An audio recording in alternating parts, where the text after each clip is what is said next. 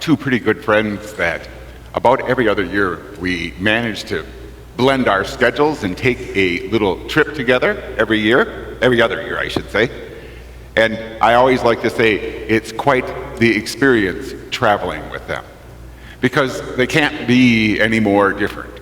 So one of my friends likes to take a journey where he kind of meanders along the way. And if we ever get to where we're going, that's okay, but if we don't, that's okay too. And so he likes to take all sorts of detours, anything he happens to see along the way. And the other is the exact opposite. He likes to research. He likes to plot from point A to point B and take the most direct route possible. Just get there now. And his idea of a well-organized journey is that you don't stop except when you need to get gas in the car and you need to time your bathroom breaks accordingly. And then I kind of fall in the middle, meander off every now and then and get to our destination. And so whenever I'm traveling with them, it's always an experience to watch all the different approaches at play and then to ultimately reach our destination. We've been doing it for 30 years now, and we haven't killed each other yet. And it makes for some interesting experiences along the way. I share this particular experience with you this weekend as we gather to celebrate the 12th Sunday of Ordinary Time, because the journey is important. And ultimately, we are here because we are on this great journey together. And ultimately, this journey is to lead us to our final destination, right? The fullness of life, the glory of God. But what happens on the journey and how we take the journey is equally important. That during that process, during that journey together, is the transformation, so that ultimately we can be open to the experience of eternal life that God is offering us. And so, if you stop to think about it, the journey that we take with Christ always begins with one simple, clear, intentional choice, right? Get in the boat, right? You have to get in the boat with Christ if you're going to experience and take the journey with Christ. We have to make that clear, conscious, intentional choice to take the journey with Christ. And the reason we make this clear, conscious, intentional choice is because of that desire, the desire to be with Christ, to be in the boat with Christ, the desire to know Christ, and that awareness of the great truth that it is Christ and Christ alone that will enable us to get to where we ultimately want to go. That experience of the fullness of life, that experience of being able to see God face to face. And so, because of that desire, we make that clear, intentional choice. We choose to get into the boat with Jesus Christ and to open ourselves to the grace and the mercy that we experience on this journey with Christ. And I hate to tell you, but I think that's the easiest part of our journey of faith, to make the choice to follow Christ, to get into the boat.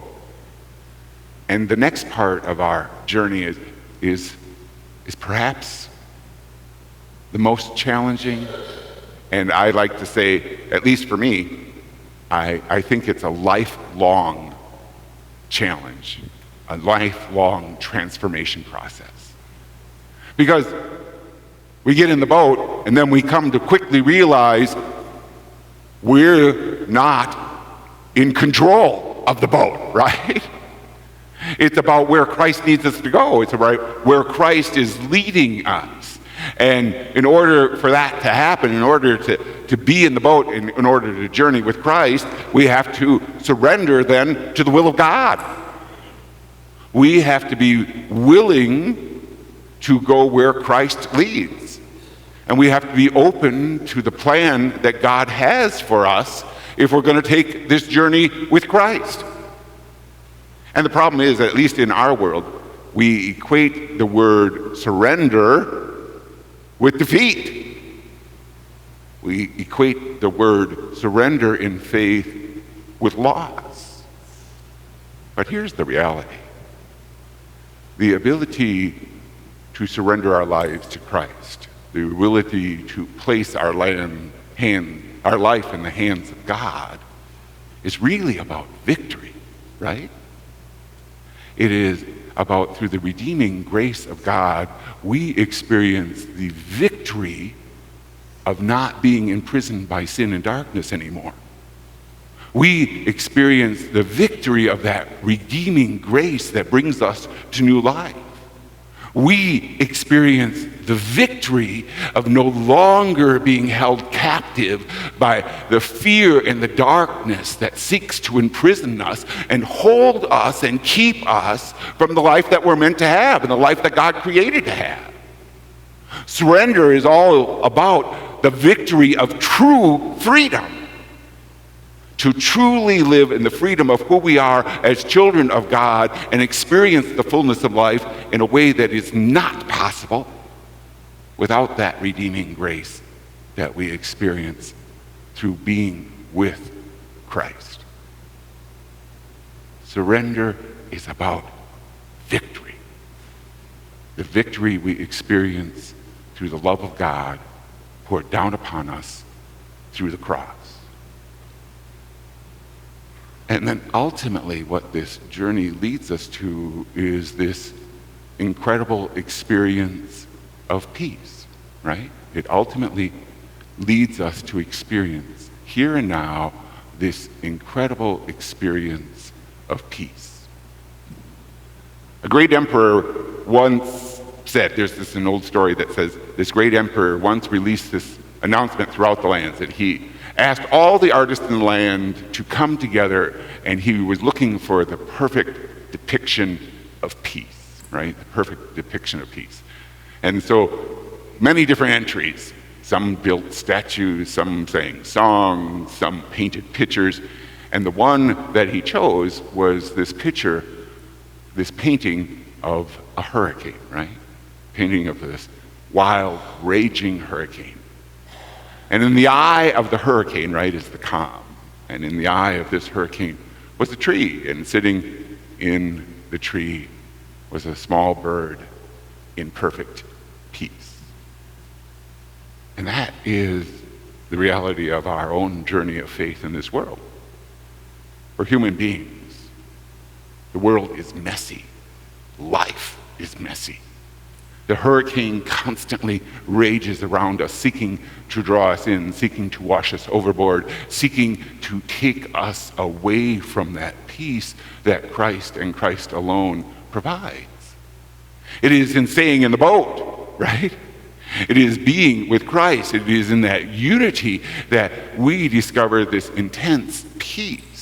That no matter what's happening, no matter what darkness we face, no matter what challenge we face, if we're in the boat with Christ, we can experience that peace in the midst of the madness of the world in which we live.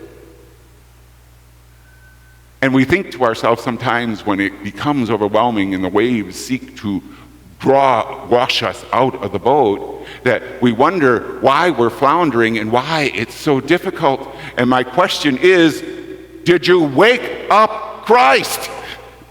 Right? Did we wake up Christ? Did we connect to the source of that peace? Did we ask God for what we needed in that moment of challenge and darkness and wake him up so that we had the grace we needed in the midst of the darkness, so that that light was there to show us the way? We gather here because we recognize the great journey we are on. We gather here as a family of believers, in other words, because we have all made that choice to get in the boat, to be with Christ, to know Christ, to experience the life that Christ and Christ alone can provide. And little by little then we continue to seek to simply surrender so that we might experience the true victory of freedom that God provides through that redeeming grace. And ultimately, of course, it is about the experience of the final destination, the experience of the fullness of life that we know to be true. And so we hold true to that promise and firm to that promise and continue to journey with Christ, to experience the fullness and the glory of life that God provides.